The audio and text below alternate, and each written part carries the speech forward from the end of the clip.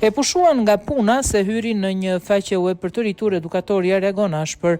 Nuk jetohet me Elena Maraga, është edukatore nga Italia, ajo së fundmi ka përfunduar në qendër të vëmendjes pasi u hoq nga puna për shkak se ka një profil të saj në faqen për të rritur OnlyFans.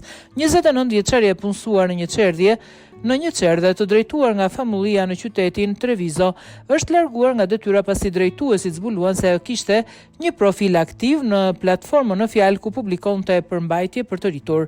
Teksa ishte e ftuar në një emision radiofonik, Elena ka treguar hapur arsyet që është hyrë drejt kësaj platforme. Ajo tha se paga mujore prej 1.200 eurosh nuk mjaftonte për një jetë të dinjitetshme, ndaj vendosi të eksplorojë mënyra të tjera për të fituar para. Më dërguan një letër, më njoftuan se isha e pushuar për sjellje të papërshtatshme dhe për prishjen e marrëdhënies besimit, e konsideroi krejtësisht të padrejtuar për ajo.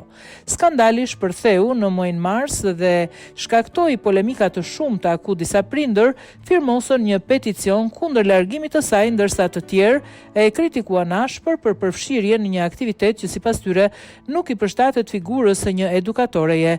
29 vjeçaria ka rrëfyer se një nga prindrit e nxënësve të saj kishte bler fotot e saj dhe i kishte shpërndar në një grup futbolli, duke shkaktuar më pas tensione edhe në jetën private të tij. Më pëlqen vetja dhe trupi im, vendosa ta kthej këtë në një mënyrë për të fituar të ardhura. Nuk e kuptoj ku qëndron problemi. Nuk ka ndikuar kur në profesionalizmin tim në klasë, tha Elena. Mediat italiane shkruajnë se e reja kritikon shkollën katolike ku punonte për mungesë dialogu dhe për mënyrën se si sipas saj u mor vendimi pa i dhënë mundësi të shpjegonte situatën.